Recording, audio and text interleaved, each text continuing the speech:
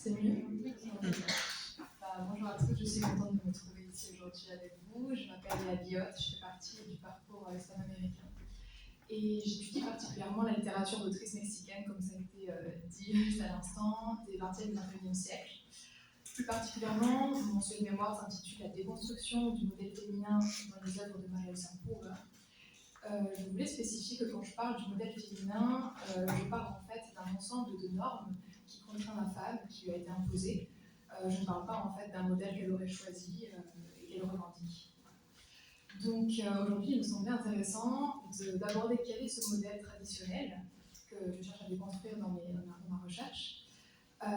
Et j'ai décidé en fait de l'analyser dans les corridos. Je vais contextualiser ce que sont les corridos pour ceux qui ne connaissent pas. C'est de la poésie populaire chantée au Mexique. Donc si on résume, c'est de la chanson traditionnelle qui naît durant la Révolution mexicaine, légèrement avant, mais particulièrement durant la Révolution mexicaine, qu'on peut dater entre 1910 et 1920.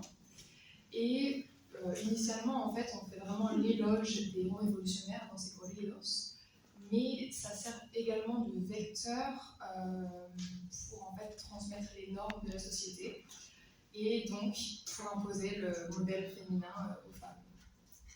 Il y a beaucoup de violence qui est présente dans ces corridos. Ce qui m'a intéressé, c'est que c'est donc quelque chose de très populaire. Quand je parle de populaire, c'est-à-dire que c'est omniprésent dans cette culture, encore actuellement. On l'entend dans la rue, dans les bars, dans les transports. Il n'y a pas moyen en fait vraiment d'y échapper. Et donc, ça formate toutes les mentalités, ça a formaté, ça continue. Je tiens à spécifier, je pense que c'est très clair, mais que le système mexicain est donc très patriarcal. Et donc, quand je parle de patriarcat, je parle en fait d'un système dans lequel les hommes ont un certain pouvoir, ont le pouvoir selon un droit de naissance qui leur octroie certains privilèges. Et c'est un système qui se maintient par le biais en fait, de la menace et de la violence. Et pour donner quelques chiffres donc, concrets, officieusement c'est plus, mais officiellement on peut parler de 10 assassinats de femmes, donc féminicides, chaque jour au Mexique. Donc voilà, c'est assez parlant. Donc je vais poursuivre. Je voulais quand même rappeler que ces corridos, comme j'ai mentionné, ils mettent vraiment en place les normes de la société et c'est aussi un avertissement envers les femmes, c'est-à-dire tu dois respecter telle caractéristique et attention parce que si tu les déroges, eh bien, tu vas mourir en fait. Clairement, c'est clairement dit dans les paroles. Je voulais aussi mentionner les différentes branches qui ont évolué au cours du XXe siècle et actuellement. On parle du corrido tumbado et du narcocorridos, qui celui-ci en fait fait plutôt l'éloge des bandes criminelles, ou communément comme on le dit, les narcos, qui ont remplacé donc le héros révolutionnaire.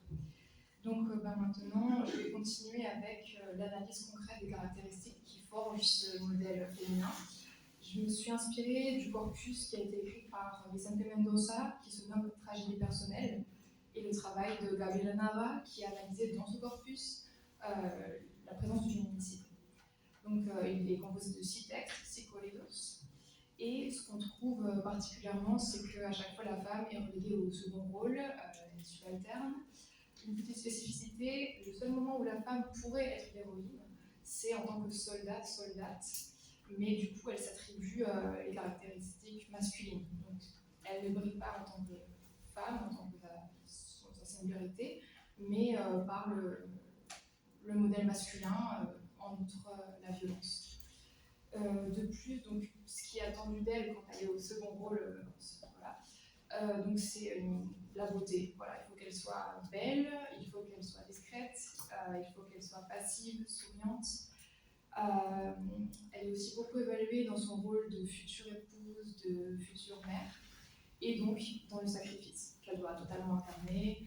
Elle doit suivre les dogmes aussi de la religion, être une femme pieuse. Je suis désolée, j'ai oublié, je dis trop. Donc voilà une photo où on peut voir comment, durant la Révolution mexicaine, on pouvait s'habiller.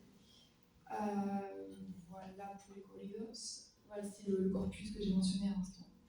Et donc ça, c'est des ex-votos. Je trouvais ça assez pertinent car c'est dans les mêmes années que les corridos. En fait, c'est lorsque quelqu'un fait une prière et qu'elle est exaucée selon cette personne, elle fait faire peindre des dessins en remerciant. Et donc la première me semblait vraiment intéressante parce qu'on voit donc la femme, comme je l'ai dit, qui est pieuse dans la religion, à genoux, donc super terme, et l'homme qui est donc debout dans l'activité, etc. Et ensuite, ce que je mentionnais, la violence, clairement, ici on ne peut pas trop le voir, mais elle remercie en fait de s'être sauvée d'un féminicide proche. Pardon, je m'avance un peu trop. Donc j'étais sur ces spécificités. Je continue sur le fait que donc il va de soi que l'indépendance et l'autodétermination est totalement prohibée et interdite. Dans le cas où la femme décide de prendre en fait ses propres décisions, c'est une transgression de l'ordre établi et donc c'est réprimé. Et dans ce cas, la violence est totalement légitimée et normalisée. C'est normal selon l'humanité qu'en fait la femme soit tuée. Et donc, effectivement, ce que j'ai pu analyser dans tous les corridors de l'anthologie, qui sont 6, toutes les femmes présentes meurent. Enfin, plus que meurent, elles sont assassinées. Pour les différentes causes, telles que donc, le fait de désobéir à la belle-mère, le fait de rejeter un prétendant, ou de refuser de danser avec un prétendant, ou bien évidemment en fait, l'infidélité. Donc, on peut bien voir que les corridors condamnent l'émancipation de la femme et servent à renforcer la domination masculine, la suprématie masculine. Voilà. Je voulais quand même vous lire deux petits extraits de Corridos pour que vous voyiez un peu la narrative et la rhétorique qui sont présentes. C'est très direct. J'ai essayé de faire une petite traduction. Donc, Bélène était très jolie et son mari l'a tuée après 10 jours de mariage. Voilà, direct, on ne tourne pas trop autour du pot. Et la seconde, elle ne répondit pas à ses avances et lui tira 4 balles dans le cœur. Voilà, donc ça fait toujours comme ça, c'est toujours une rhétorique où on la tue, on lui tire dessus. Voilà. Et puis je vais conclure pour ne pas trop m'étendre. Donc effectivement, on peut voir que dans cette littérature populaire, les normes sont très très présentes. Et donc cette littérature contribue à transmettre et imposer un modèle féminin précis au Mexique. Ces récits, donc les corridos, véhiculent les normes patriarcales et ont influencé les mentalités, comme j'ai déjà dit, du XXe siècle. Et en fait, c'est encore un reflet des inégalités existantes aujourd'hui au Mexique. Merci.